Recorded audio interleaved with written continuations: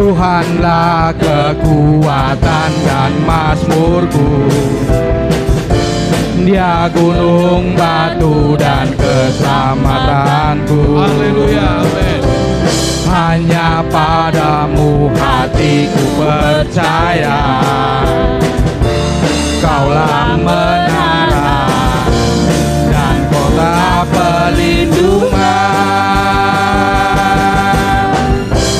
Ku mau selalu bersyukur, sebab cintamu padaku takkan pernah berubah. Hatiku percaya, walau bumi bergoncang, gunung-gunung beranjak, namun kasih setiamu tak pergi dariku.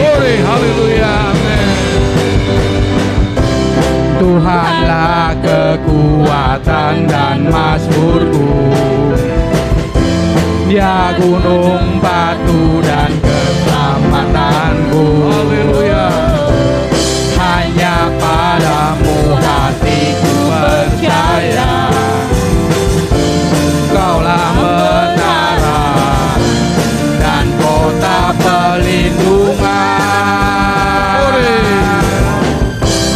Ku mau selalu bersyukur, sebab cintamu padaku takkan pernah berubah. Hatiku percaya, walau bumi bergoncang, gunung-gunung beranjak, namun kasih setiamu tak pergi dariku. Aku mau selalu bersyukur, sebab cintamu padaku takkan pernah berubah. Hatiku percaya, walau bumi bergoncang, gunung-gunung beranjak, namun kasih setiamu tak pergi dariku. Kasih setiamu tak pergi dariku. Kasih setiamu tak pergi dariku. Haleluya. Haleluya, puji nama Amin. Tuhan. Haleluya, puji nama Tuhan. Kita tetap berdiri saudara. Kita sebentar mau mendengarkan firman Tuhan. Biarlah kita mau kuduskan, sucikan hati pikiran kita supaya dapat menerima firman Tuhan yang akan sebentar kita sampaikan. Puji nama Tuhan. Kita angkat pujian, Ku masuk ruang Maha Kudus.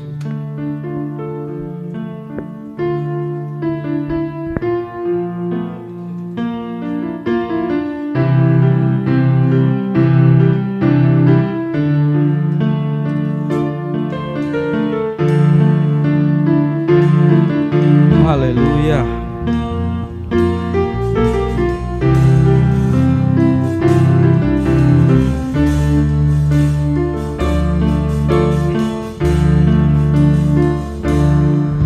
Ku masuk ruang Maha Kudus dengan darah anak domba. Masuk dengan hati tulus,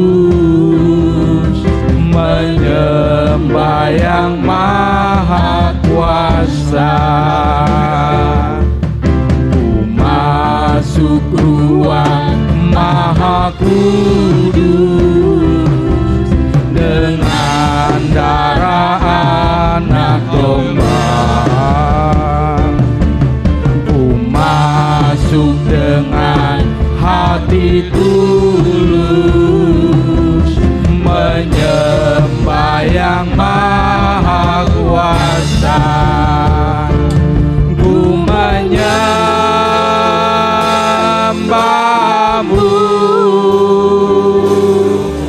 ku sembahmu,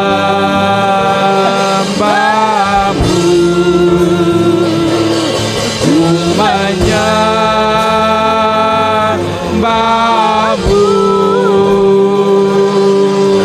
ku sembahmu,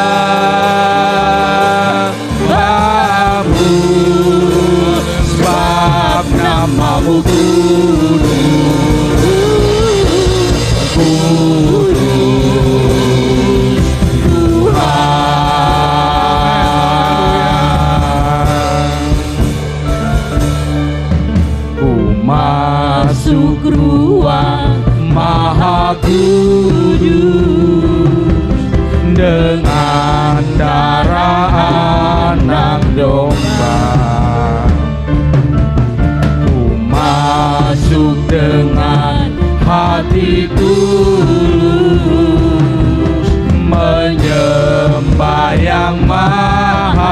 kuasa, ku menyembahmu. Amin, haleluya. Ku sembahmu,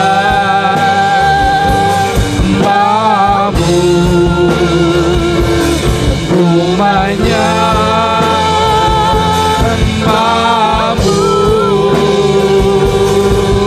ku sembahmu,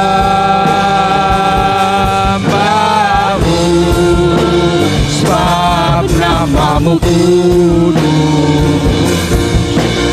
kudus Tuhan. Glory, haleluya. Ku menyembahmu,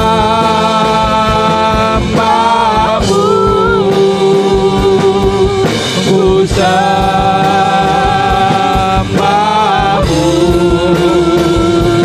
ku menyembahmu,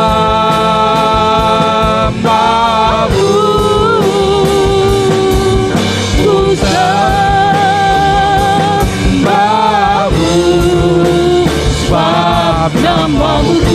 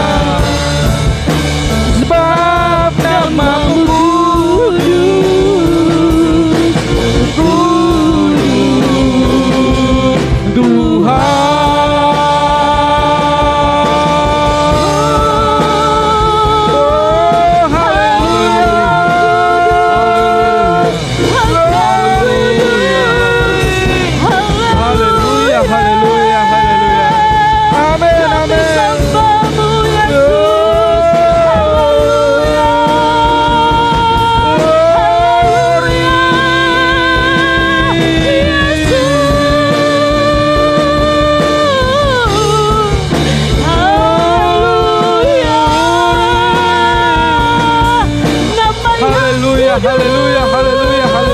Amin.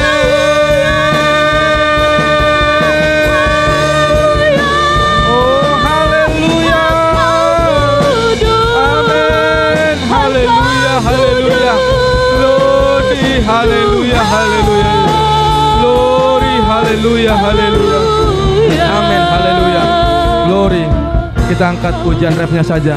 Dengan kasih Kristus, Ibu Yufi pimpin dalam doa.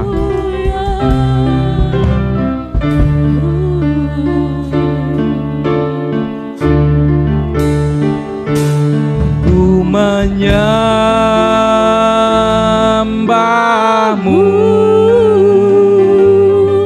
ku sembahmu,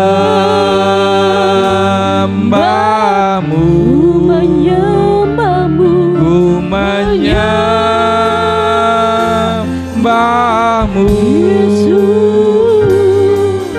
ku sembahmu,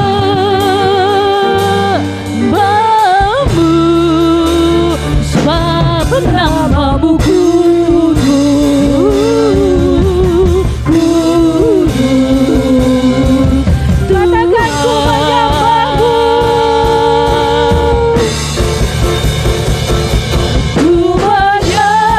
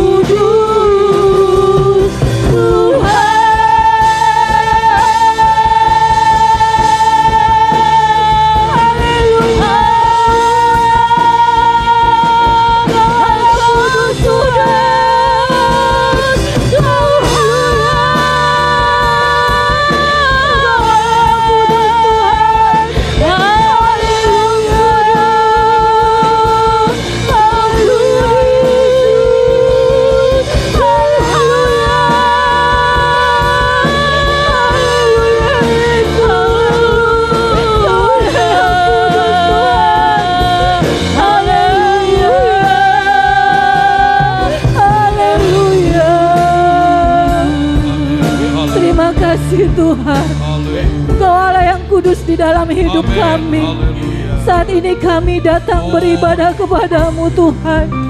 Kami mau menyembah Engkau karena Engkau Allah yang kudus Tuhan. Terima kasih Tuhan, terima kasih Tuhan. Segala puji, segala hormat, segala kemuliaan hanya bagi nama-Mu. Terima kasih Tuhan. Kami percaya Engkau ada di tengah-tengah ibadah kami pada pagi hari ini Tuhan. Kami percaya Tuhan, Roh Kudus-Mu mengurapi kami semua yang ada di tempat ini Tuhan. Kami sudah meninggikan nama-Mu Tuhan. Kami percaya Tuhan, pujian dan penyembahan kami ini boleh menjadi dupa yang harum di hadapan-Mu. Sebentar kami juga mau mendengarkan firman Tuhan. Kau berkati setiap kami yang hadir di sini Tuhan. Kami mau buka hati kami. Kami mau lembutkan hati kami Tuhan. Karena kami percaya firman-Mu siang hari ini boleh memberikan kami kekuatan Tuhan. Kami percaya Tuhan, kami pulang dari tempat ini dengan membawa sukacita berkat daripada-Mu Tuhan. Singkapkan terus firman-Mu yang belum kami ketahui Tuhan. Karena firman-Mu lah penuntun di dalam kehidupan kami. Terima kasih Tuhan, kami mau duduk diam untuk mendengarkan firman-Mu.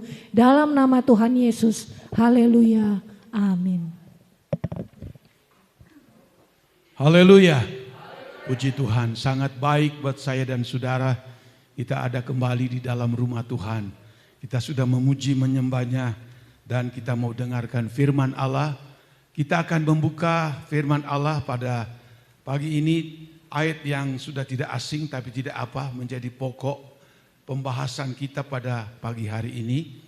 Dalam kitab Mazmur pasal 1 ayatnya yang pertama. Mazmur 1 ayatnya yang ke-1. Kalau kita sudah temukan, kita akan hormati pembacaan firman Allah ini.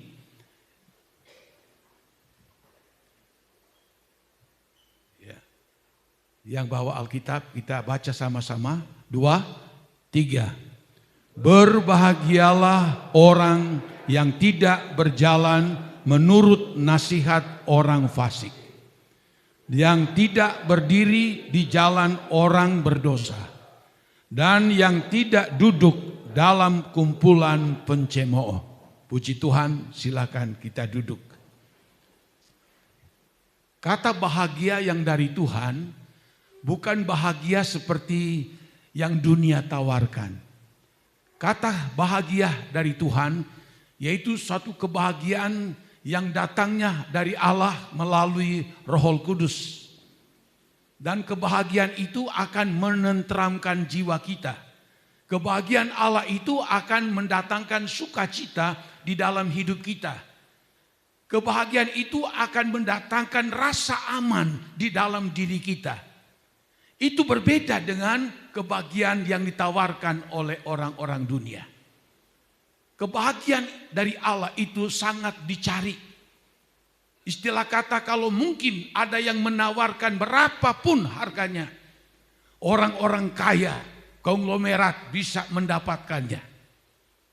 Tapi sayang sekali kebahagiaan dari Allah tidak didapati melalui cara uang yang banyak. Melalui suatu prestasi yang hebat, tidak. Tapi kebahagiaan itu datangnya dari Tuhan. Hak dari Tuhan untuk Dia berikan dalam kehidupan saya dan saudara. Isi hati dari Tuhan ingin sekali dari hari ke hari hidup kita selalu dipenuhi dengan kebahagiaan yang bukan dari dunia, tapi kebahagiaan yang datang dari atas, yang dari Tuhan.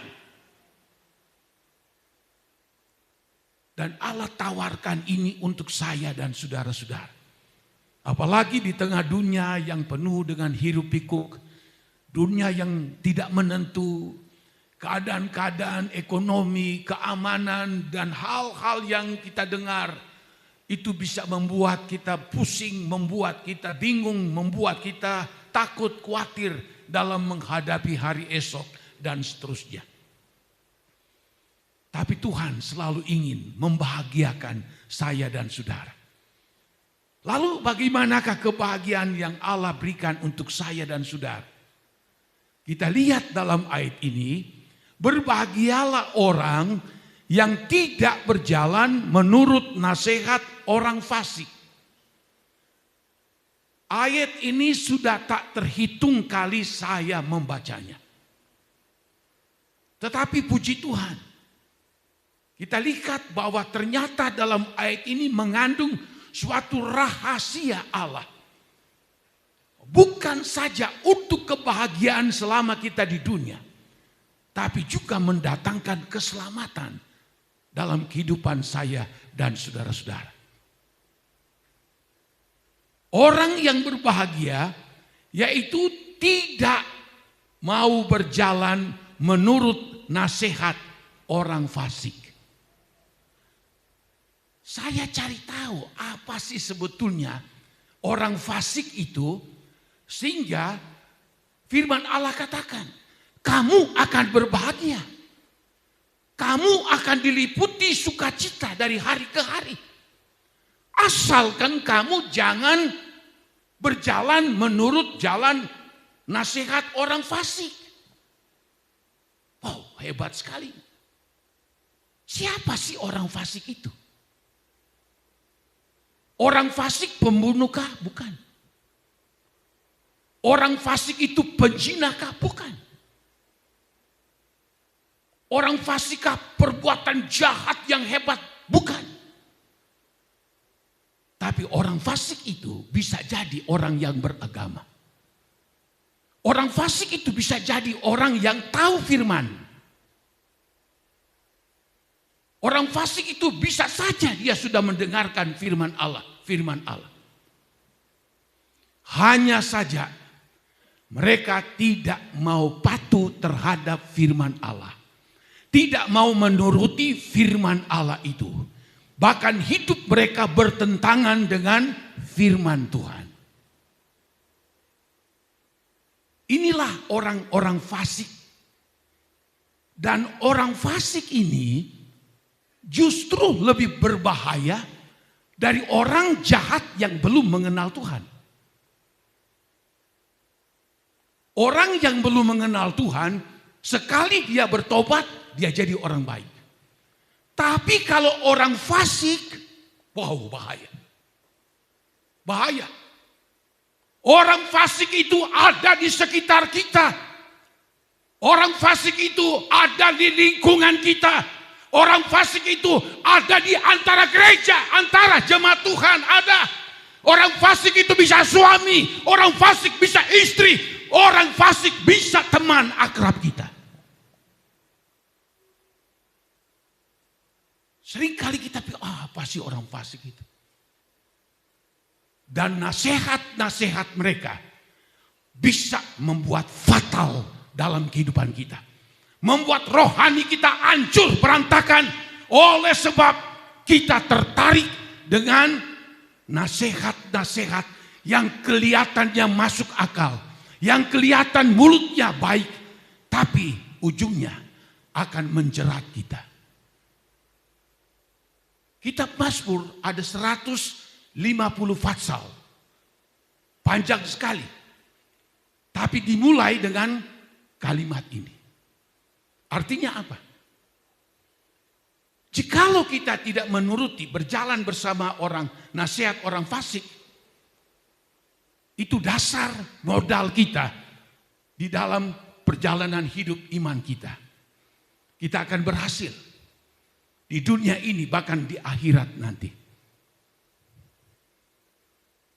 Orang fasik itu, saya katakan tadi, mereka tahu Tuhan. Mereka tahu firman Allah. Mungkin mereka suka dengar firman Allah dan baca firman Allah. Tapi hidup mereka bertentangan dengan firman Allah itu.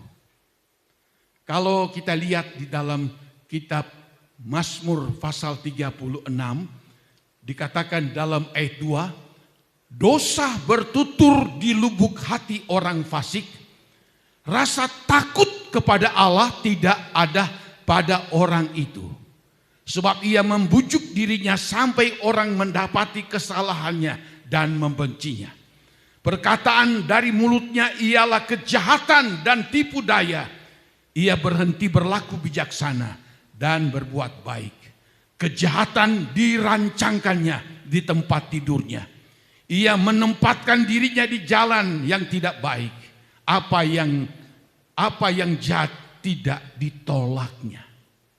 Ini sifat orang fasik.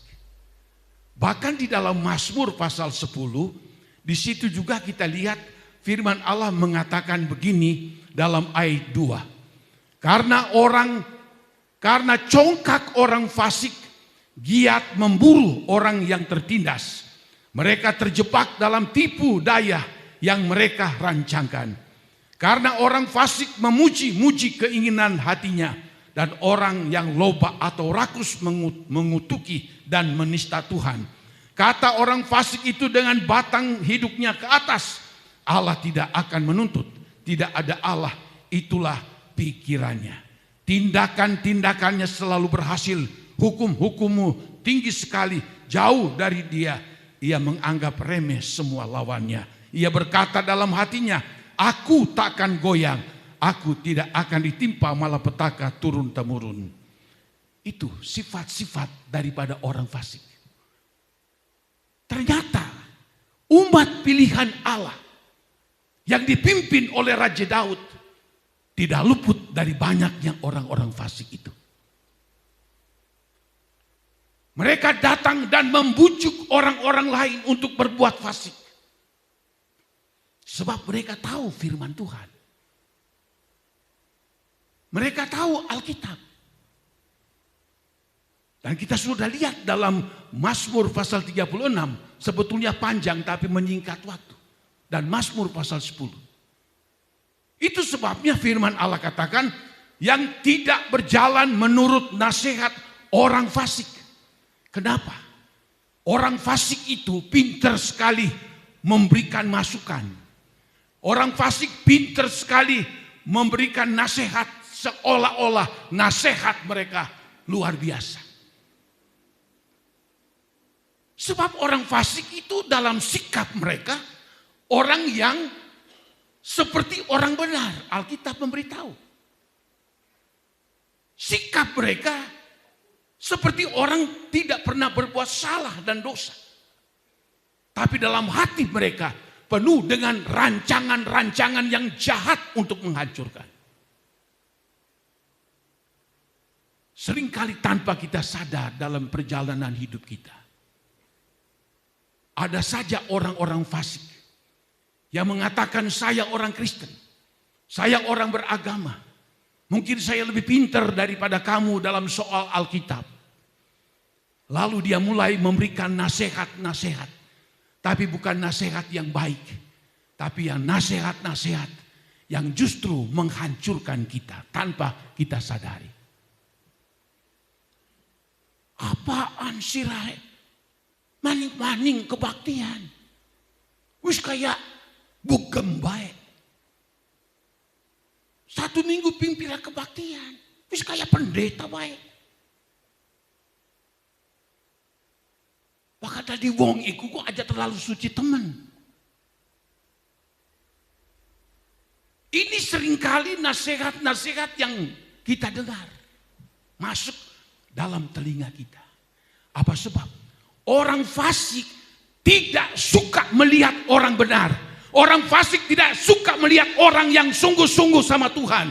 Orang fasik tidak suka mereka melakukan firman Allah. Orang fasik tidak suka kepada orang yang sangat-sangat mengasihi akan Tuhan. Hati mereka terbakar kalau melihat ada orang yang rajin, setia, sungguh-sungguh sama Tuhan. Sedangkan hidup mereka tidak seperti itu. Mereka cari cara. Mereka mencari celah. Bagaimana bisa untuk memasukkan ide-ide yang mereka sudah rancang. Alkitab katakan seperti itu. Untuk melemahkan hidup kekristenan kita. Iman kita. Kesungguhan kita. Saya renungkan ayat ini. Wow, memang ternyata tidak sedikit. Dalam dunia Kristen terjadi pergolakan, gejolak. Disebabkan karena banyak orang-orang fasik yang berkecimpung di dalam dunia kekristenan. Dalam kehidupan bergereja juga. Banyak orang-orang fasik di situ. Mereka tampil seperti orang yang hebat. Mereka tampil seperti orang yang lebih pintar. Tapi rancangan mereka adalah rancangan yang jahat untuk menghancurkan iman kita. Tidak sedikit, saudara, yang terjadi di muka bumi ini. Bagaimana orang-orang fasik ini bisa saja suami jadi fasik terhadap istri. Istri jadi fasik terhadap suami. Orang tua jadi fasik terhadap anak, anak bisa jadi fasik kepada orang tua. Bisa saja. Seorang istri dia mau melakukan firman Allah karena dia tahu Allah mengasihi dan menyelamatkan dia. Lalu suami cepat, jangan teman-teman mangkonon. Lah. Pokoknya asal jadi orang Kristen baik. Seorang istri mau berkorban atau orang lain mau berkorban. Ada orang mungkin dia sudah dengar firman Allah. Dia tahu bahwa perpuluhan adalah dasar dari berkat-berkat Allah. Tapi siapa? Orang di dekatnya mungkin dia bisa berkata, wis aja enakan pendeta. Ini yang tanpa sadar banyak orang tertipu dengan nasihat-nasihat orang fasik yang ada di sekitar kita tanpa kita sadari. Di Alkitab banyak sekali menyebutkan orang fasik. Kalau saudara baca Alkitab, saya kaget. Banyak sekali menyebutkan orang fasik, orang fasik. Saya pikir orang fasik itu pembunuh jahat yang luar biasa. Ternyata saya cari pengertian. Orang fasik, orang yang beragama, orang yang suka ke gereja, orang yang tahu firman Allah. Tapi mereka tidak mau menuruti dan melakukan firman Allah itu. Sangat berbahaya. Akhir zaman ini akan banyak orang-orang fasik. Firman Allah ini disampaikan pada pagi hari ini. Mengingatkan dan menyadarkan kita. Kalau ada di antara kita yang bersifat fasik, bertobat. Dan kalau kita mungkin ada bujukan orang fasik. Melalui firman Allah ini kita berkata, puji Tuhan, saya sudah dibekali oleh firman Allah. Dan saya tidak akan mau dengar lagi nasihat-nasihat orang fasik kayak konon. Ini kelihatan seperti sepele. Tapi banyak ada di sekeliling kita. Dan akibatnya apa? Kita tidak berbahagia. Pribadi kita tidak bahagia. Keluarga kita. Ujung-ujungnya usaha pekerjaan kita. Ada seorang bapak. Dia rajin sekali kebaktian di sini. Waktu itu. Lalu dia minta saya juga mendoakan dia rumahnya yang selesai. Saya doakan agak jauh dari sini. Satu waktu dia datang siang. Dia ajak saya makan. Saya tadinya pikir, sudah nggak usah merepotkan. Enggak, Pak Pendeta. Ayo kita ajak makan di sini, katanya. Ya saya nuruti. Karena dia sudah datang jauh-jauh menawarkan makan. Tapi cuman dia dengan saya. Lalu dalam perjalanan dia memberitahu kepada saya, Pak Pendeta, saya selama ini mendengar kata-kata orang. Kata-kata orang itu seperti memberi masukan kepada saya, memberikan nasihat kepada saya, bahwa Pak Pendeta katanya tidak baik. Pak Pendeta Tidak benar. Dia katakan, saya kaget juga. Oh ya, saya tidak tanya siapa orangnya, tidak. Tapi serius sekali dia ngomong. Dia berkata begini, nasihatnya begini. Jadi rupanya tujuannya supaya orang ini tidak ibadah di sini, mungkin seperti itu. Dalam cerita itu, dia berkata begini, tapi selama saya dengan Pak Pendeta, omongan orang itu tidak sesuai dengan apa yang saya lihat sendiri. Oh begitu ya Pak? Iya, ternyata omongannya dia itu tidak benar. Memfitnah Bapak Pendeta, tidak tahu apa tujuannya. Saya pikir, wah, saya tidak marah, tidak tanya siapa, saya tidak dendam, sama sekali tidak. Saya coba paham, oh ternyata mungkin ini tujuannya. Dia mau rupanya supaya Bapak itu jangan kebaktian di sini, supaya pergi di tempat dia barangkali. Saya tenang aja, biasa aja. Tapi ini kita lihat, ternyata orang yang memberi nasihat itu bukan orang jahat, bukan pembunuh. Dia orang Kristen, pelayan Tuhan. Coba sampai seperti itu. Jadi saya dan saudara seringkali dengan kata-kata, kalimat-kalimat yang indah untuk didengar. Lalu kita terpukau, ya waduh hebat sekali. Dan roh ini muncul terlebih pada akhir zaman ini. Tujuannya tidak mau melihat kita sungguh-sungguh. Tidak mau melihat kita setia. Tidak mau melihat kita mengasihi Tuhan dengan sungguh.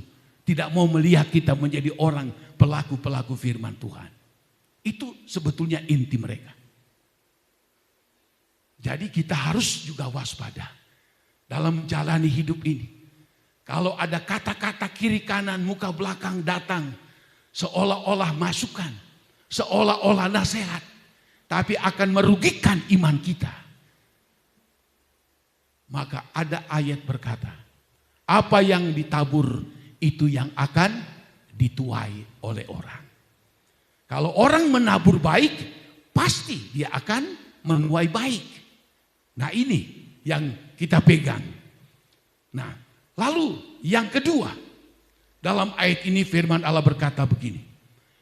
Yang tidak berdiri di jalan orang berdosa. Atau dalam terjemahan lain, yang tidak bergaul dengan orang-orang yang berdosa. Nah, orang-orang berdosa ini, orang-orang yang jahat. Pembuat dosa. Nah ini. Jangan berdiri, jangan bersama-sama, jangan bergaul dengan orang-orang yang berdosa ini. Ini firman Allah katakan. Kalau kita tahu sifat orang ini penuh dengan hawa nafsu kedagingan, penuh dengan dosa ini yang dia lakukan. Jangan kita bergaul dengan orang yang seperti ini. Kita sebagai umat Tuhan, kita boleh berkata, kita punya banyak teman. Tidak menjadi masalah. Tapi kalau kita lihat, teman itu adalah orang yang suka membuat dosa. Teman sih teman. Tapi kita menjaga jarak. Jangan ikut nimbrung, jangan ikut bergaul dengan orang-orang seperti ini. Apa sebab? Di dalam Amsal 22, di situ firman Allah mengatakan begini. Amsal 22 ayat 24 dan 25 berkata begini firman Tuhan. Jangan berteman dengan orang yang lekas gusar atau marah atau mempunyai perilaku yang negatif. Jangan bergaul dengan seorang pemarah supaya engkau jangan menjadi biasa dengan tingkah lakunya dan memasang jerat bagi dirimu sendiri. Ini firman Tuhan. Mencari teman, kita harus lihat orang ini. Itu satu roh dengan kita atau tidak. Memiliki iman yang sama seperti kita atau tidak. Dia orang berrohani atau tidak. Sebab pada waktu kita bergaul dengan mereka, Alkitab memberitahu, maka engkau menjadi biasa dengan tingkah lakunya dan memasang jerat bagi dirimu sendiri. Saya baca di beberapa media, kebanyakan anak muda terjerat narkoba, terjerat dengan pergaulan-pergaulan yang bebas, karena tidak bisa memilih teman.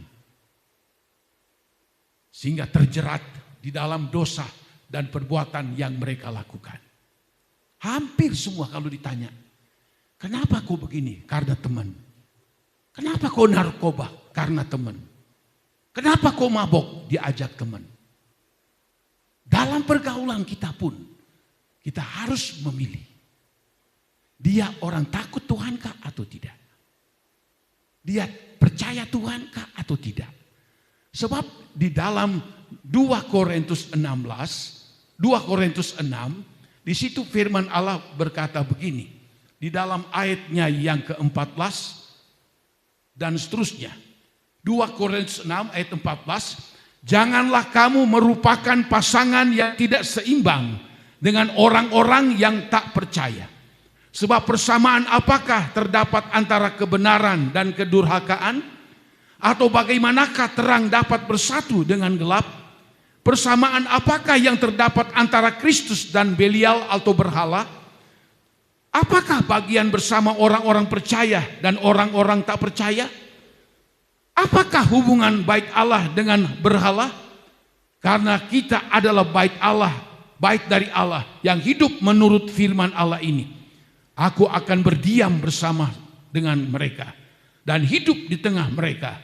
Aku akan menjadi Allah mereka dan mereka akan menjadi umatku. Sebab itu keluarlah kamu dari antara mereka. Pisahkanlah dirimu dari mereka, firman Tuhan. Dan janganlah menjamah apa yang najis, maka aku akan menerima kamu. Dan aku akan menjadi bapamu dan kamu akan menjadi anak-anak laki-lakiku dan anak-anakku perempuan. Demikianlah firman Tuhan yang Maha Kuasa. Tuhan sudah memberikan batas nih. Kepada siapa engkau bergaul? Kepada siapa engkau berteman? Kalau kita berteman seperti dalam Amsal 22 tadi, kepada orang yang negatif kita akan ikut kebiasaannya yang jahat. Tapi kalau kita bersama dengan sesama anak Tuhan, takut akan Tuhan, mengasihi akan Tuhan, maka kita akan luput dari segala jeratan-jeratan yang sengaja dipasang oleh iblis untuk menjerat kita. Kadang karena merasa pertemanan itu kita melebihi daripada apa yang dikatakan Tuhan. Seringkali kita taruh pertemanan itu di atas daripada kebenaran Allah itu. Ini sangat keliru. Kita waspada, saya punya banyak teman. Tapi saya juga lihat, kalau ini membahayakan saya, kalau ini akan merugikan saya, apalagi iman saya. Sorry dulu. Ya, pertemanan boleh dibilang pertemanan. Tapi soal iman dan keselamatan itu harga mati. Jangan berdiri dan berjalan bersama dengan orang berdosa. Sebab kalau kita ikut bergaul bersama-sama dengan orang-orang seperti ini, lambat laun kita terbawa alur dengan cara mereka berpikir, cara mereka bertindak. lalu kita ikut melakukan apa yang mereka lakukan. Apa sebab? Ada ayat yang mengatakan Lukas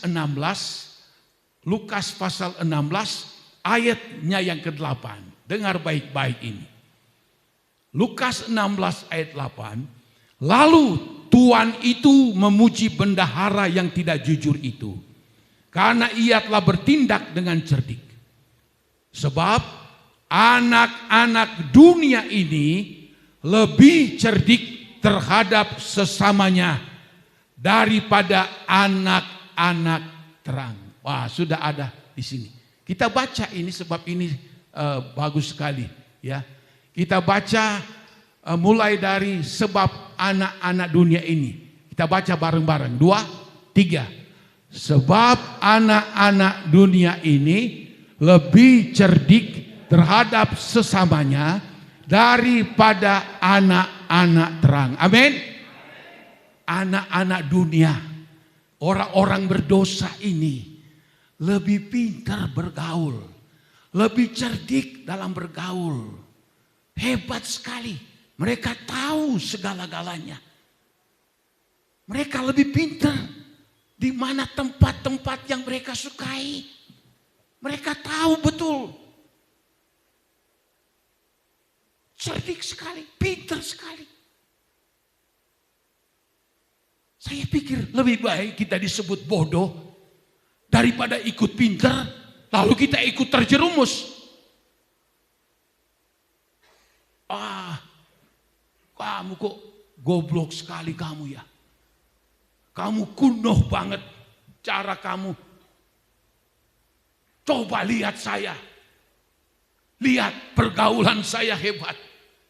Lihat semua orang tahu sama saya. Tempat ini, itu ini saya tahu semua. Dia paham, dia lebih pintar semua. Saya pikir, saya lebih baik saya disebut orang bodoh bersama dengan Tuhan daripada disebut pintar tapi pintar di dalam dosa. Ini kita harus tanamkan dalam diri kita sendiri. Jangan mentang-mentang kita ingin disebut orang pintar, orang hebat, lalu kita ikuti keinginan mereka, kita ikuti kemauan mereka, kita ikuti cara mereka. Sebab mereka pintar banget. Banyak yang kita tidak tahu, mereka sudah tahu. Banyak yang kita tidak ngerti, mereka sudah jauh lebih mengerti. Biarpun kita disebut orang kuno, asalkan pintar di dalam Tuhan Yesus. Amin. Ini yang nomor 1. Sebab orang dunia lebih pintar kata Tuhan Yesus. Lebih hebat, lebih menonjol daripada orang-orang dunia, anak-anak terang. Tapi nanti berurusan di akhir. Itu urusannya. Di akhir yang pinter kebablasan masuk neraka. Kita disebut bodoh karena kita ikut Tuhan, ujung-ujungnya masuk di dalam kerajaan sorga. Berbahagialah orang yang tidak mau berdiri di jalan orang berdosa. Kemana kita pergi? Kita ada di lingkungan orang-orang yang berbuat dosa. Kemanapun kita berada. Jadi bagaimana caranya kita menghindari daripada pergaulan-pergaulan yang menyesatkan ini? Caranya kita dekatkan diri sama Tuhan. Banyak membaca firman Allah. Banyak bersekutu dengan Tuhan. Haleluya. Haleluya. Makin kita dekat dengan Tuhan, kita makin diberikan sukacita, diberikan damai sejahtera yang daripada Tuhan. Makin diberikan kebahagiaan yang dari Tuhan. Itulah kebahagiaan yang sesungguhnya, yaitu kebahagiaan yang daripada Tuhan. Saya ingin sampaikan ini. Sebab apa? Yang pertama, jangan kamu berjalan menurut nasihat orang fasik. Jangan kamu dikatakan jangan berdiri di jalan orang berdosa. Karena apa? kita ada di dunia ini, di tengah-tengah orang-orang fasik, di tengah-tengah orang-orang yang berdosa ini. Mereka akan berusaha bagaimana caranya mengakali kita, menasehati kita. Bagaimana caranya supaya mereka menarik kita ke jalan mereka. Kalau engkau tidak kuat di dalam Tuhan, engkau tidak mengasihi Tuhan dengan sungguh-sungguh, engkau tidak takut akan Allah, engkau mudah dinasihati oleh orang fasik. Engkau sangat mudah gampang bergaul dengan orang berdosa. Apalagi mungkin diiming-imingi dengan materi, diiming-imingi dengan uang yang besar sekalipun. Lalu kita pikir tidak masalah. Yang penting aku mendapatkan ini. Ingat, kita ada di lingkungan orang-orang yang berdosa. Kita harus bawa diri. Firman Allah kemarin, hari Jumat. Allah telah menetapkan kita bukan menerima murka Allah. Tidak. Saya dan saudara tidak ditetapkan oleh Tuhan untuk mendapat murka Allah. Saudara ikut khotbah hari Jumat. Mengerikan kalau murka Allah itu.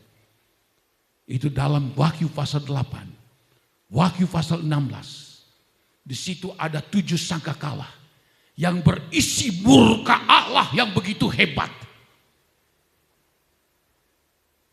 Dalam Wahyu 16 di situ ada tertulis tentang ketujuh murka Allah yang begitu hebat.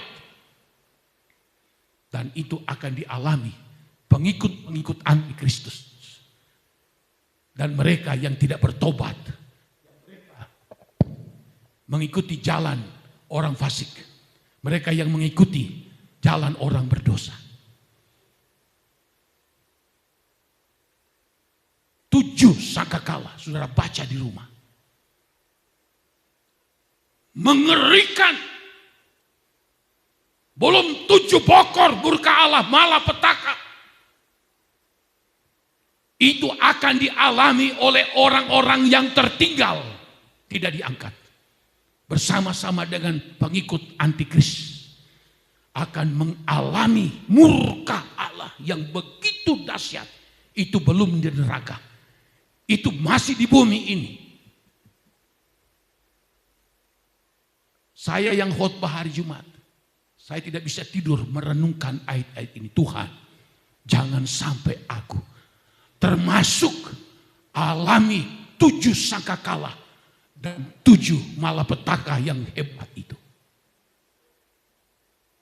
Dan kalau kita mau terhindar dari itu semua, jangan kita ikuti nasihat orang fasik.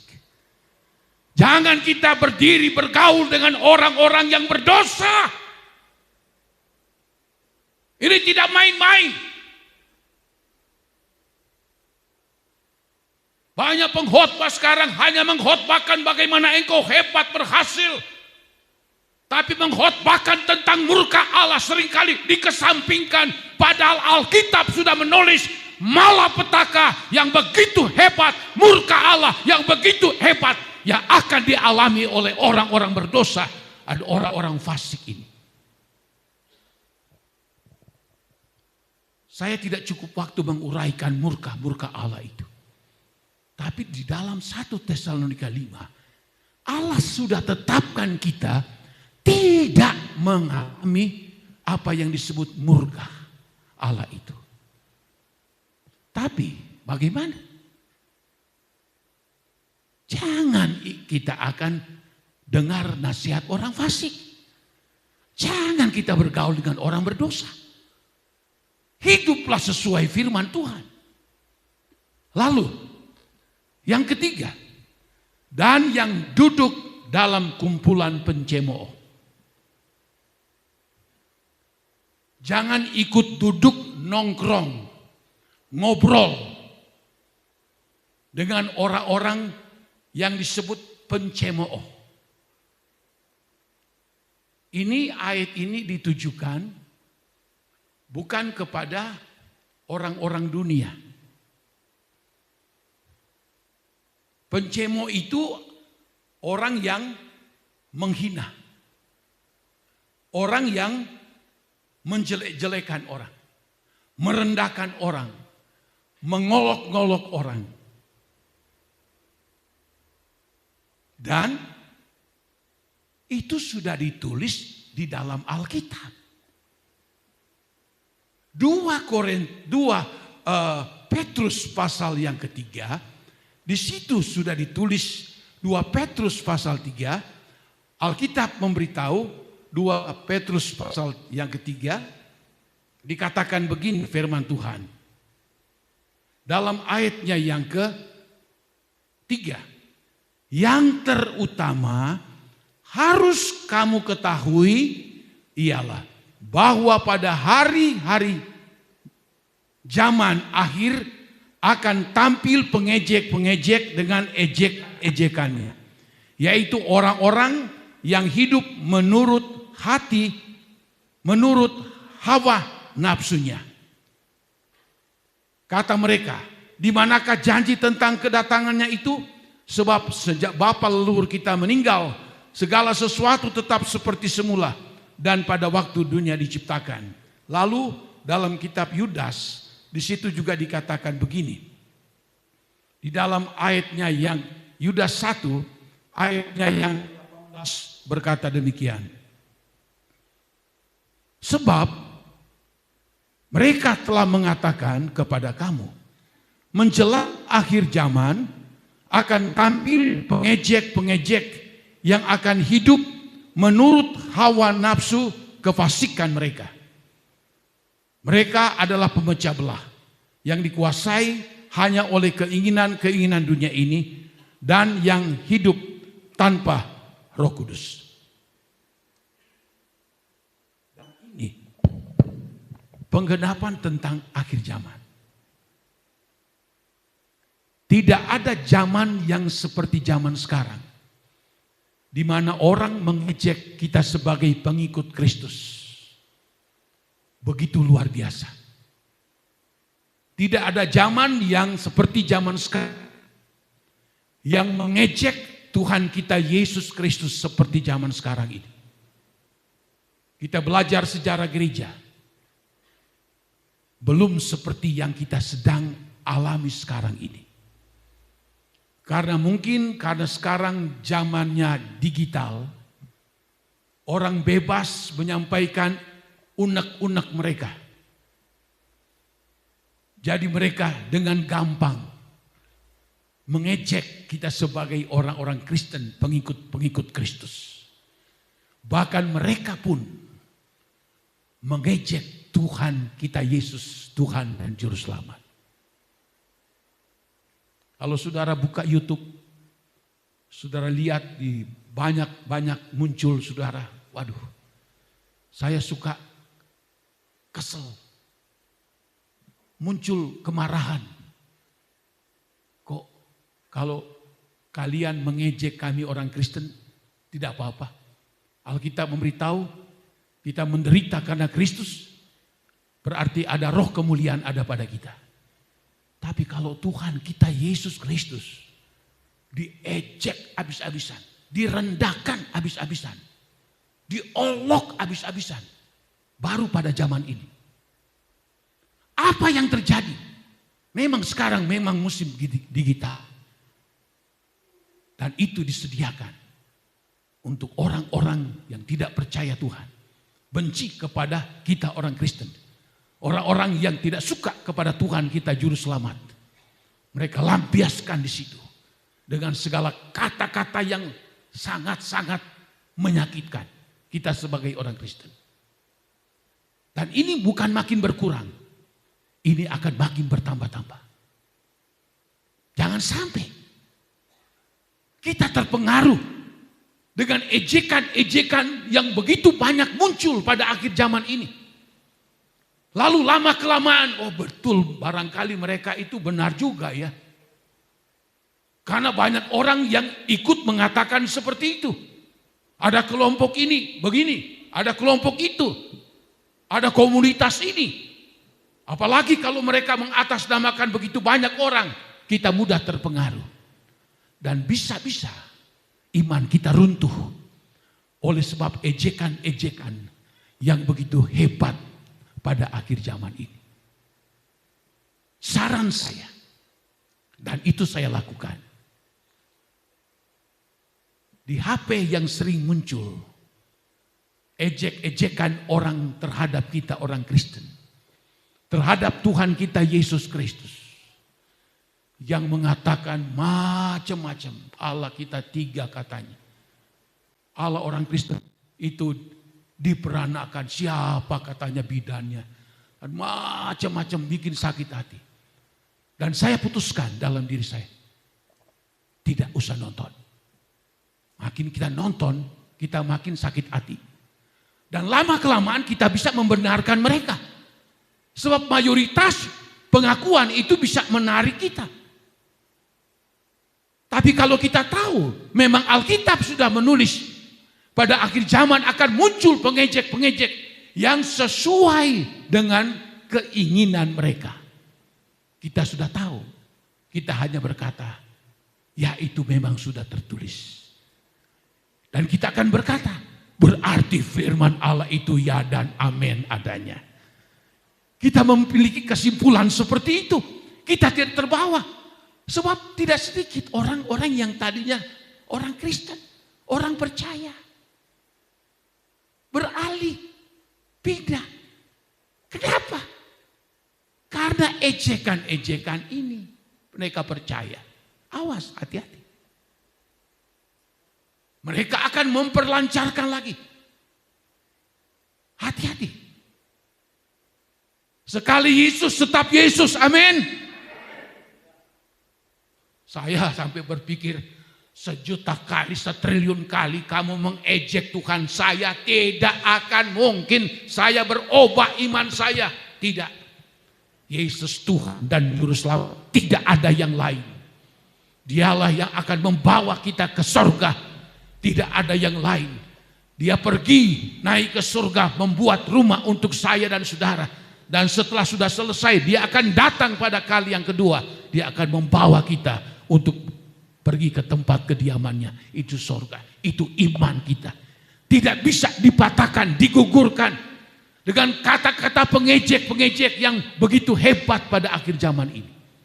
Sekali lagi, kalau saudara buka, muncul, tutup. Sebab kita tidak bisa larang. Mereka makin menjadi-jadi. Kita harus memiliki kekuatan iman dalam diri kita. Kita kata tidak. Karena aku percaya Yesus. Dialah Tuhanku, Juru Selamatku. Yang sudah mati bangkit naik. Dan duduk di sebelah kanan Allah Bapa. Dan dia akan datang pada kedua. Itu prinsip iman kita. Jadi saudara, kalau saja kita menjauhkan diri dari yang namanya 3 hal tadi. Jangan, katanya Alkitab memberitahu, tidak berjalan menurut nasihat orang fasik. Udah. Ini berbahaya karena dia bisa saja teman dekat kita. Bisa saja saudara, kakak kita, adik kita, istri kita, suami kita. Bisa jadi fasik kepada kita. Jangan bergaul dengan orang berdosa. Dan jangan, dikatakan terakhir sini, tidak duduk dalam kumpulan pencemooh. Sebab kalau sudah duduk, itu berkompromi lah dia. Tidak, awalnya tidak, tapi lama-lama dia jadi luntur imannya. Makanya saudara, kita hidup pada akhir zaman. Apa yang Tuhan sudah memberitahu kita sekarang sedang digenapi semuanya. Apa yang kita lakukan? Kita harus berdiri tegak dengan iman kita yang kokoh, yang kuat. Meskipun di sekeliling ke saya ada begitu banyak orang fasik, ada begitu banyak orang yang berbuat dosa. Tapi saya akan tetap di dalam Tuhan. Haleluya. Tidak akan tergoyahkan. Sebab Tuhanku, Tuhan yang maha kuasa. Dan saya tidak mau duduk bersama orang-orang pencemooh. Tapi saya akan duduk bersama-sama dengan sesama anak-anak Tuhan. Sesama orang percaya. Saya akan duduk dengan mereka yang seiman dengan saya. Saudara boleh membentuk suatu komunitas. Apakah dia bapak-bapak? Bentuk satu komunitas. Ayo mau pergi kemana? Ibu-ibu bentuk satu komunitas. Tujuannya apa? Untuk bisa saling menguatkan satu dengan yang lain. Supaya kita itu saling dikuatkan. Itu lebih baik daripada duduk di antara orang-orang pencemooh. Kita rugi, kita tidak bahagia. Tapi kalau kita tidak duduk bersama dengan orang pencemooh, kita tidak berdiri, bergaul dengan orang berdosa, kita tidak berjalan menurut nasihat orang fasik, firman Allah katakan berbahagia. Amin. Berbahagia. Itu sudah pasti, tidak mungkin tidak. Ya. Berbahagia di sini bukan faktor banyak uang. Bukan faktor banyak barang, bukan. Berbahagia di sini, berbahagia hati kita penuh dengan sukacita, penuh dengan damai sejahtera. Allah berikan dalam hidup saya dan saudara-saudara. Ada ayat dalam Yesaya berkata begini, jikalau kamu mendengar firman Allah dan kamu melakukan firman Allah itu, maka kebahagiaanmu itu akan mengalir seperti air yang terus mengalir siang malam tidak henti-hentinya. Itu dalam Yesaya diberitahu. Kita tentu ingin kebahagiaan bukan cuma hari ini, tapi besok dan seterusnya sampai Tuhan datang. Tuhan memberkati, kita masuk di dalam doa.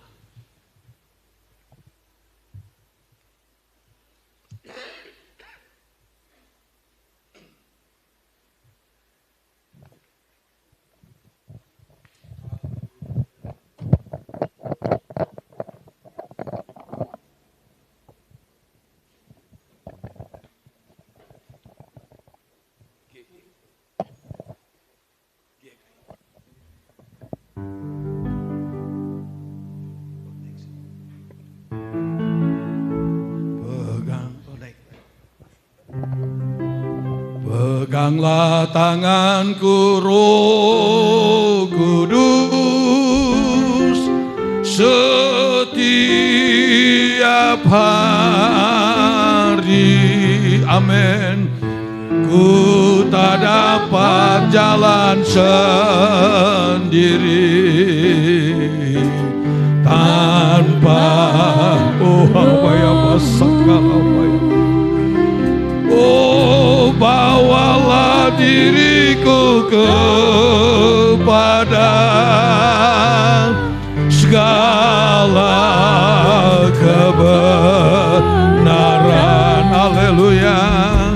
Agar ku tidak tersesat mengikuti jalan. Peganglah tanganku Roh Kudus. Oh, peganglah tanganku Roh Kudus setiap hari. Haleluya. Ku tak dapat jalan oh benar Tuhan, kami tidak kuat berjalan sendiri. Kami ada hidup di tengah-tengah orang-orang fasik yang begitu banyak. Kami berada di tengah-tengah orang-orang yang berdosa.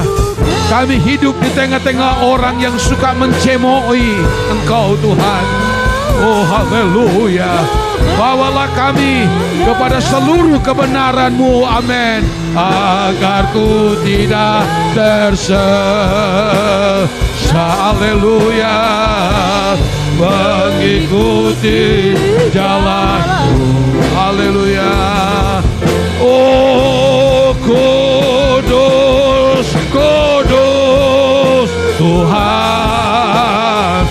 Oh kudus nama-Mu. Haleluya. Oh ku beri syukur dalam-Nya. Oh simfoni indah. Haleluya.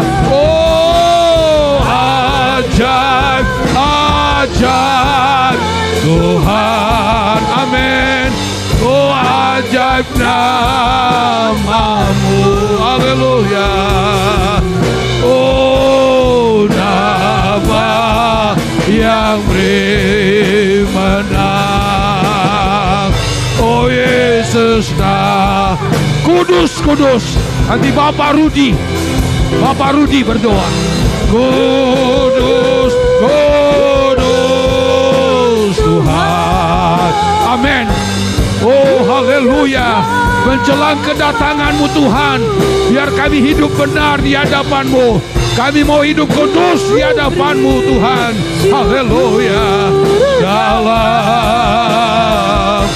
simfoni indah. Haleluya. Oh ajaib, ajaib Tuhan. Oh ajaib namamu. Haleluya. Amin. Oh nama, oh yang beri menang. Oh Yesus, nama yang beri menang. Haleluya. Amin. Oh nama yang beri. Kami rindu, kami mendapat kemenangan. Amin. Yesus, oh nama yang beri menang. Amin. Oh nama yang beri menang. Yesus namanya.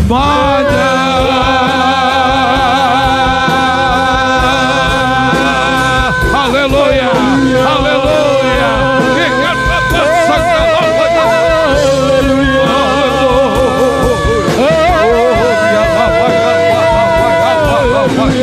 Kapasikan wiko.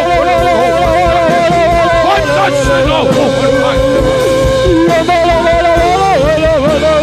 Oh, dialah masakala. Kapasikan haleluya. Haleluya. Haleluya. Glory, gloria. Awaya masakala.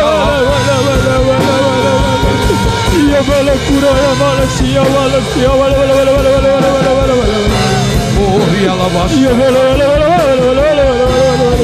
haleluya. Haleluya. Glory, haleluya. Haleluya. Haleluya. Terima kasih Bapa di dalam surga. Firman-Mu begitu luar biasa di tengah-tengah ibadah saat siang hari ini Tuhan. Biarlah kami tidak hidup menuruti nasihat orang fasik ya Bapa. Kami tidak hidup berdiri di atas orang-orang yang berdosa ya Tuhan. Bahkan kami tidak mau duduk di tengah-tengah pencemooh ya Bapa. Karena semuanya itu akan membuat kami lemah. Akan membuat kami tawar hati kepadamu ya Tuhan. Bahkan membuat kami jauh daripadamu ya Bapa. Tapi biarlah dalam segala keadaan apapun ya Tuhan, kami tetap melekat kepadamu ya Bapa. Kami tetap terkonek denganmu ya Tuhan. Bahkan kami lebih menyenangkan Tuhan dari apapun. Inilah doa kami kepadamu ya Bapa. Inilah kerinduan kami kepadamu ya Tuhan. Saat ini kami juga minta kepadamu ya Bapa, genapi setiap doa-doa kami ya Tuhan. Tidak hanya di mulut ya Bapa, tapi kami mau mempraktekkan ya Tuhan. Karena inilah suatu kebenaran di dalam kehidupan kami dan suatu kebahagiaan di tengah-tengah kehidupan kami. Terima kasih Bapa di dalam surga. Kau sangat baik di tengah-tengah kehidupan kami ya Tuhan. Dalam segala keadaan apapun ya Bapa, kami terus diberikan semangat, kami terus diberikan support ya Tuhan. Bahkan kami terus dicukupkan apa yang menjadi keperluan kebutuhan kami. Terima kasih Bapa di dalam surga. Kau sudah memberkati kami dengan kebenaran firman-Mu melalui hamba-Mu. Kau juga berkati Bapak Gembala Ibu Rohani. Berikan hikmat marifat daripada-Mu ya Tuhan. Kekuatan kesehatan yang daripada-Mu ya Bapa. Kau sudah memberkati kami dengan kebenaran firman-Mu Tuhan. Saatnya kami memberkati Engkau di dalam pekerjaan-Mu di tempat ini. Terima kasih Bapa di dalam sorga. Berikan ketulusan, keikhlasan di mana kami akan berkorban. Hanya di dalam nama Tuhan kami Yesus Kristus kami sudah berdoa dan mengucap syukur. Haleluya. Amin.